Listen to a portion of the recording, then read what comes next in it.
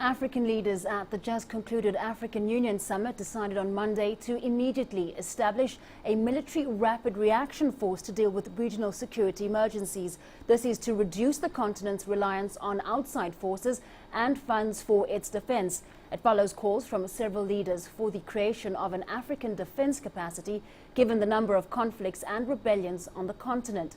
Plans for an African standby force have existed for more than a decade, but delays in the creation of this contingent has led to criticism that Africa has for too long been slow to do its own peacekeeping. Now, to discuss this further, we're joined by Simiyu Werunga, Director at the African Center for Security and Strategic Studies in Nairobi. Welcome to African Live. Pleasure.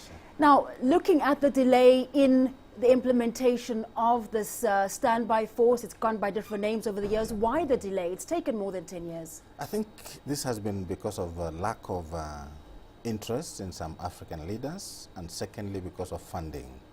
For a very long time, Africa has relied on outside funding to deal with insecurity problems. But I think it's dawning on African leaders that it's time now Africa started relying on itself at whatever capacity with the little resources that they have.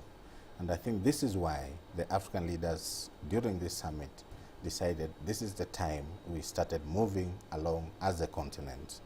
But the process and the procedures have already been there for a while, and I think actualization is supposed to be around 2015. Yes. Now, potential problems, the organizational structure, also funding, as you'd mentioned. If you look at AU operations at the moment, AMISOM costs between $600 and $800 million a year. And the most of that money comes from foreign donors. How is this intervention force going to work? Where's the money going to come from? I think why it has taken this long is because African governments have been preparing themselves to ensure that this force is actually budgeted within country budgets, so that to a large extent, they are going to be funded by countries falling within those blocks. And we have the Eastern Africa, the Western Africa, the Southern Africa, and East Africa actually covers some bit of Central Africa.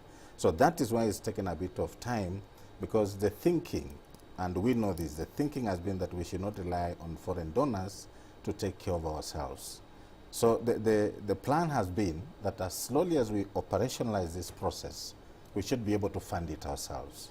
Now, there was some confusion or perhaps a very complex plan around the African standby force, looking at those regional blocks, the recruitment of personnel and almost working on some sort of rotational basis.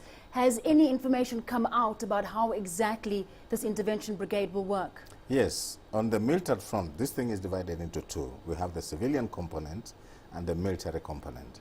So the military component, African countries that fall within those blocks will be asked to donate forces to form the standby brigades. But within the headquarters and the military component, officers are normally sent to these headquarters on a rotational basis. But that is purely in terms of administration. But command structures, people are going to be posted for a period of time, and then they rotate amongst African countries. So I don't think from an operational point of view is an issue, because that's what even UN does. You send there a battalion for 1 year, next year you are told change them and bring another one. So to me, that's not a problem. The issue has been funding, and once they take care of that, then I think Africa is slowly taking care of its problems. And this isn't necessarily a brigade, like you said. Obviously, you can have personnel coming from different parts of the continent. They won't be stationed in one particular place. How would that affect this chain of command, rather? Chain of command will have a headquarter for that standby brigade. But officers will be in standby in their own countries with a skeleton team that runs the brigade headquarter. Now, contingent plans are going to be put in place so that when the decision is made that Africa has to intervene in this conflict, then the planning will have taken care of how fast these people can be brought together to ensure that they form that brigade and intervene in a situation in one of the countries within that block.